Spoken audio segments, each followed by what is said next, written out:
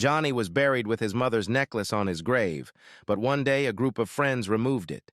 Their little theft awakens the demonic Johnny, who is hell-bent on retrieving the necklace.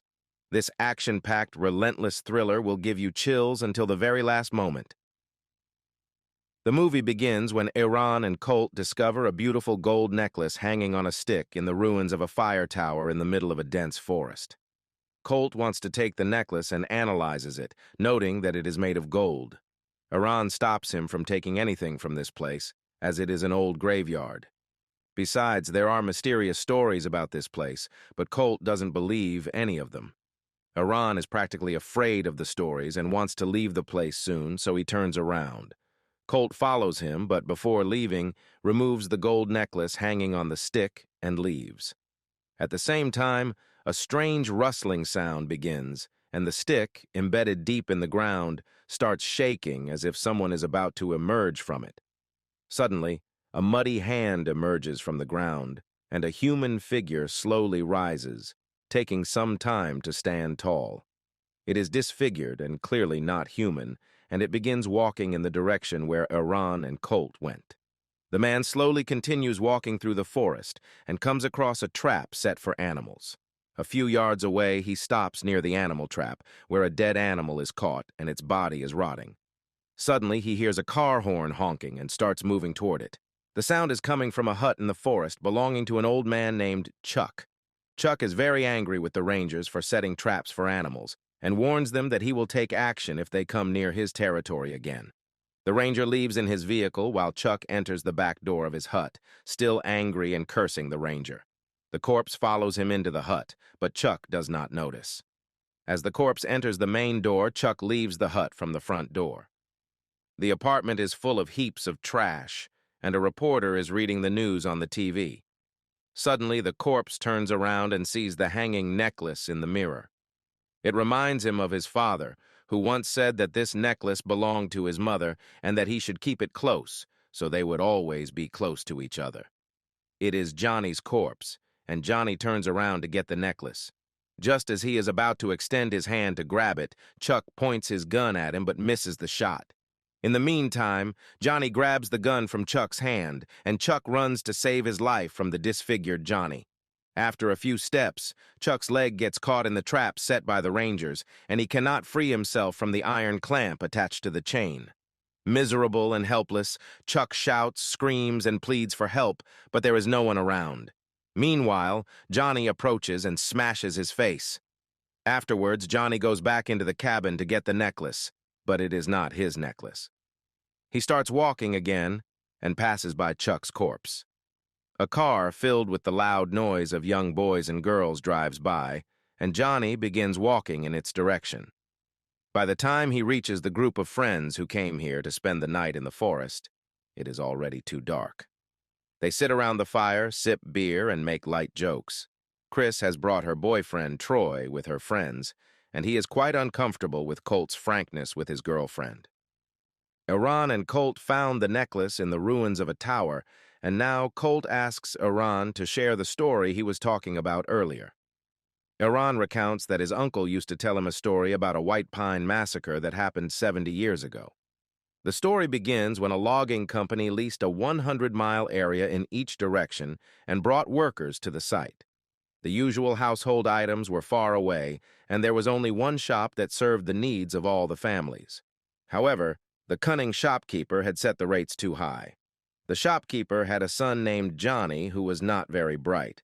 People used to express their anger toward his father on poor Johnny, and one day a man asked him to meet at the fire tower, promising to bring a lot of toys. Johnny went there, but there were no toys, only a man with a firefighter's mask on his face. Johnny got so terrified that he fell off the tower and died. The man, terrified of a murder charge, put the firefighter's mask on Johnny's face to make it look like Johnny had fallen from the tower while playing by himself. Later, Johnny's father accused the log company workers of his murder, and they started fighting him. In the ensuing fight, the mob killed Johnny's father, and the logging company took no action against anyone. A week later, some company officers came to visit the area, and that night, all the workers were killed. There was no clue about the murderer.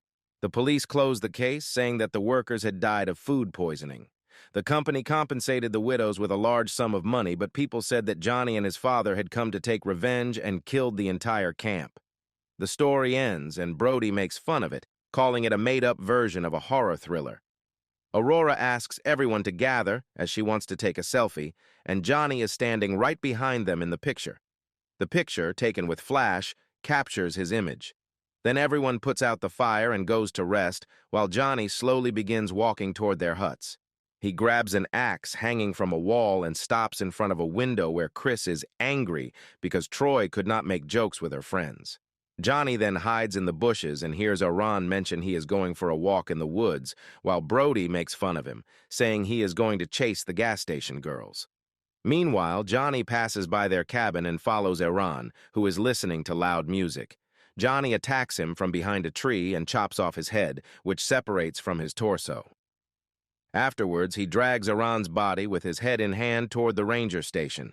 The station is empty, and after leaving Aran's body on the floor, Johnny moves toward the various chopping tools hanging on the wall. He takes a good look at a picture of a group of rangers and removes the fire safety mask hanging on the wall among the tools after shattering the glass that secures them. Afterwards, Johnny walks out of the ranger station, and within a few hours, it is already morning. Suddenly, Johnny hears girls chattering and turns in that direction. They are Aurora and Brody. Johnny leaves his axe by a log and walks into the water, where he suddenly disappears. At the same time, Brody invites Aurora to swim, but Aurora refuses, saying she will be doing yoga and then head to her cabin. Brody promises to join her later and continues swimming as Aurora leaves. Only a few moments pass while Brody is swimming before she suddenly screams and disappears. She reappears on the water's surface a moment later, asking for help, but Johnny drags her back underwater. She does not resurface, and soon her corpse appears on the surface. Johnny walks out of the water carrying a rusted small rod and an iron chain wrapped around his body. Aurora is doing yoga with her back toward Johnny and assumes it is Brody. When she turns around and sees the creepy Johnny, she cannot run away, as there is a cliff behind her. She stands still as Johnny inserts the hook into her stomach and rips off her head. After throwing her body down, Johnny turns around to find the others, as one of them might have his mother's necklace. After a very long walk across the water, he retrieves his axe and approaches the huts. Colt is very worried that 3 of their friends are missing and believes they must report it to the police. Troy is stubborn, thinking Aran is not missing but merely took a walk to chase the girls at the gas station while Brody and Aurora are together. Chris is also very terrified. Colt wants Troy to give them the car keys so they can go to the nearby police station. Instead of handing over the keys, Troy throws them toward Colt, and the keys fall right near Johnny. The keychain attached to them is a toy car. As a kid who loved toys, Johnny looks at it for a while and removes his face mask. Troy and Chris's conversation catches Johnny's attention. They mention that the camera captured a photo of a strange figure behind them last night. Stubborn Troy insists it is just a shadow, which angers Johnny once again. He smashes the toy car before Colt approaches, searching for the car keys, and then chases them with his mask on. Chris and Colt leave in the car while Johnny takes a wooden stick and wedges it against the car horn, making it honk, which frustrates the already short-tempered Troy. Johnny walks around the hut and picks up the axe. He smashes it into Troy's leg just as Evan shoots a bullet into Johnny's body. Johnny quickly helps Troy up after applying a cloth around the leg wound. But as they move forward, Johnny wakes up again and throws the axe, shattering Evan's skull. Troy tries to run away with his injured leg but cannot move. Johnny smashes his head with a large stone. Afterwards, Johnny searches Troy's pockets for the necklace but finds none. Meanwhile, Colt and Chris return after discovering that Aran is dead and realize they need to flee as well. Just as Chris discovers that Troy is already dead, she leans on his corpse. At the same time, Johnny notices his mother's necklace hanging around her neck and throws the axe at her. Hearing Colt's voice, Chris moves aside and narrowly avoids the attack. They quickly leave the area in their car and report Johnny's presence at the ranger station. The ranger is well aware of the White Pine massacre, and his father was a victim too. He shouts that they shouldn't have removed the necklace, as it was the only thing keeping Johnny buried. At the same time, Johnny gets closer, and the ranger shoots a bullet. Johnny falls down, but the ranger knows it's only a temporary effect, and that Johnny will wake up soon. He wants his companion to grab chains and bind Johnny's legs and arms quickly. However, the companion is too afraid to do so. So when the ranger leans in to do it himself, Johnny grabs the ranger's hand and crushes the bones.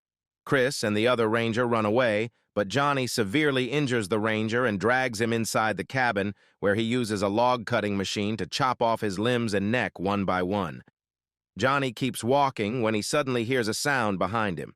It's Colt inviting him to attack, but Johnny doesn't stop and continues walking.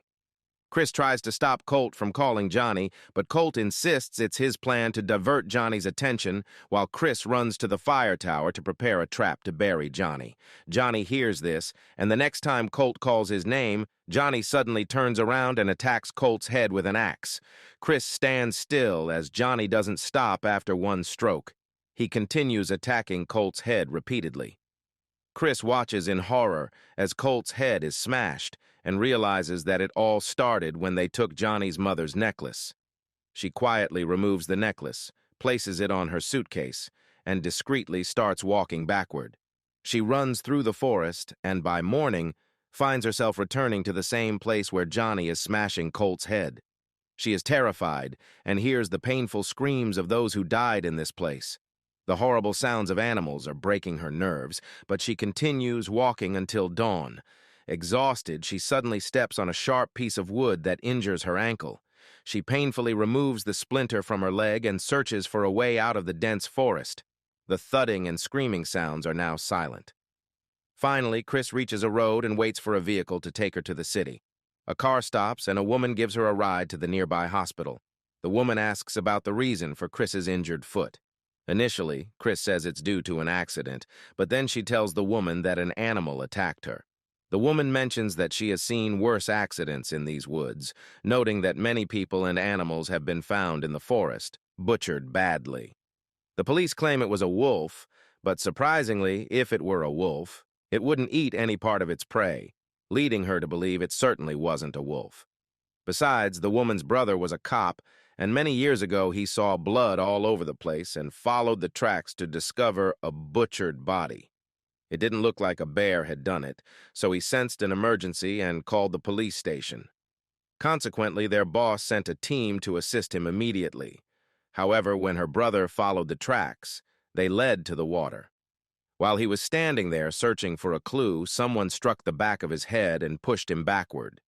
The attacker left him to drown, but his team rescued him, performed CPR, and saved him from drowning. Fortunately, he survived after extensive medical intervention and 100 stitches. Her brother reported that the attacker had a bear tattooed on his back. To this day, people here believe it's some kind of disease, but no one knows the truth.